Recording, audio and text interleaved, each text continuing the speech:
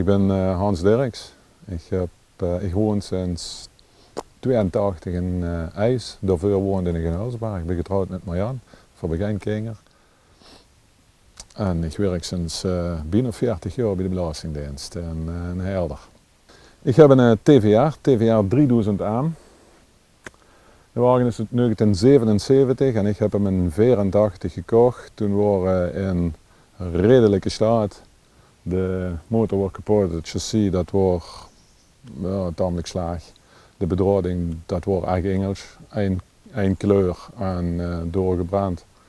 En toen zijn we langzaam begonnen met opbouwen.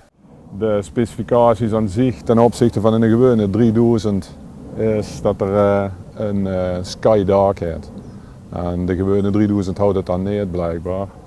Er zit een 3 liter Ford V6 motor in, 140 pk. Er zitten heel veel onderdelen van TR6 en wielophanging, differentiële achter. Versnellingsbak is weer van Ford. Hij is van kunststof en hij heeft een buizenchassis. Dat buizenchassis dat wordt dus toen slaag, dat hebben we laten stralen en laten choperen. En ja, sindsdien komt er niks meer aan. De wagen is eigenlijk vanaf 90 zo weer nu goed, ziet ze zo toen ook goed. Het is niet meer veel aan gedaan, het blijft gewoon goed. Kunststof carrosserie, komt eigenlijk niks meer aan. En veel zijn er heel tevreden, het vuurt heerlijk. Mag het tamelijk geluid, maar ja, dat hoort erbij.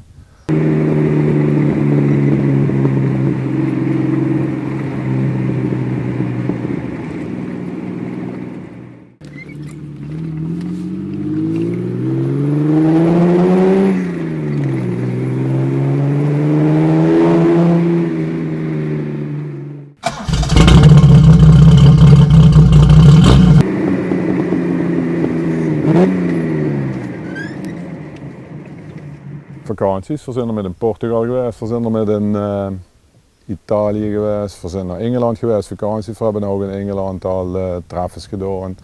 Het laatste treffen wat we gedaan hebben waren een treffen van alleen M.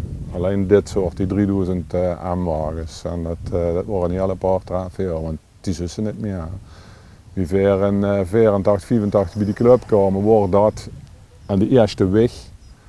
Wedgies, wie ze dat noemen, waren toen uit. En dit was dan de wagen wat daar was, 80% van de auto's. En ja, als ze nu gaan, dan zijn dat gewoon andere auto's. Dus ze zien die wagens niet meer. En in Engeland hebben we dan nog eens een keer 30, 40 van die wagens op een drie gezien. Dus wel een heel apart zicht, ja.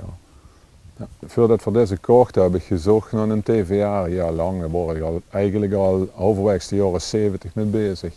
Want mijn broer die had toen een Alfa gekocht, zo'n junior toen nog die. En dat was eigenlijk al mijn wagen, maar goed.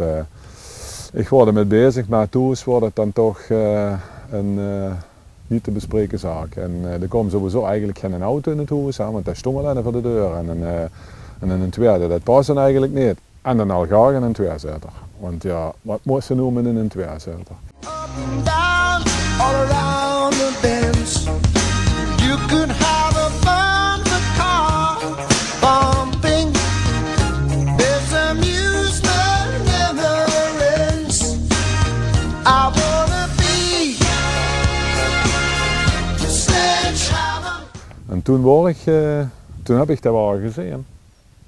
Op Vliegveld Beek. En dat wordt het dan, dat wordt hem. Maar ja goed, dat mocht de stoes niet. En tegen de tijd dat ik getrouwd was en een huis en alles opgebouwd had en we gingen zoeken, toen word ik eigenlijk een beetje kwijt wat dat was. En toen liep ik op de Technic Classica in Assen. En daar stond Luffelzander, kende man nog. Daar stond daar een auto van die wagens te staan. Dus ik, dat is een auto. En zo heb ik een scher gehad. En toen zijn we gaan zoeken. En ja goed, wie ik zeg, dat is van voor het internet, voor www. Dus dat zoeken, dat gaat lastig. Ja, als we proberen in de boodschap te zoeken of er ergens een club van is of wat dan ook. Nou goed, de club worden, maar die zit gewoon alleen in het westen. Heb ik toen door de voorzitter gebeld met de vraag of hij wist of er gaat te koop wordt. En ze zijn achter 2 wagens gekomen. En bij alle twee ben ik geweest. Alleen de eerste wagen, dat was een rijdende stad, dat was een goede auto, maar de man bleek hem achteraf toch niet te verkopen. Die had hem trouwens nog onder de man.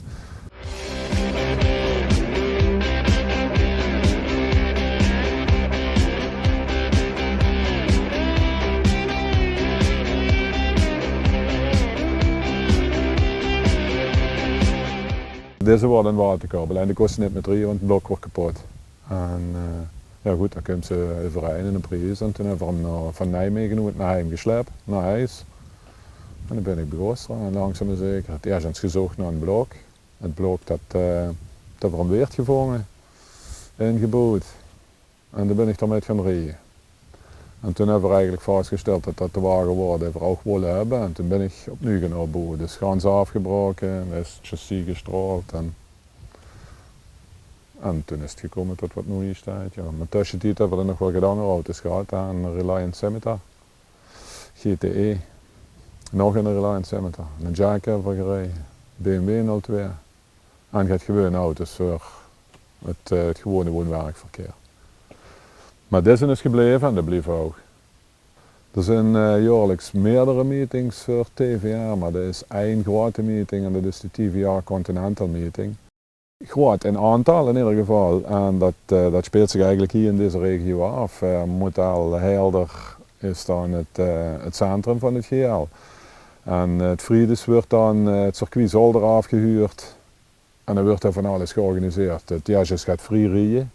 Eerst onder begeleiding, voor wie wat dat willen. Dan gewoon vrij rijden voor iedereen wat dat wilt. Daarna wordt het circuit dan weer verdeeld. Dan worden stukjes slalom gereden, een beetje heuvelklim en aan de achterkant kunt ze berg op af. En een sprint.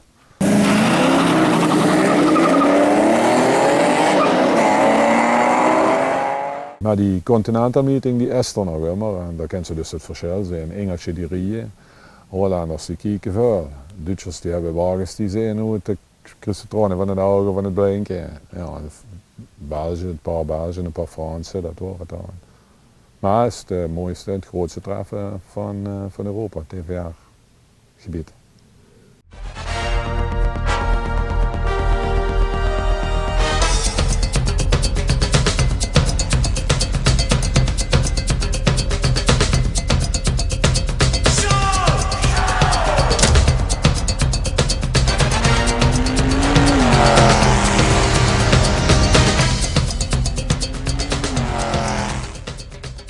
Dit programma is mede mogelijk gemaakt door Garage Rooie Wittem.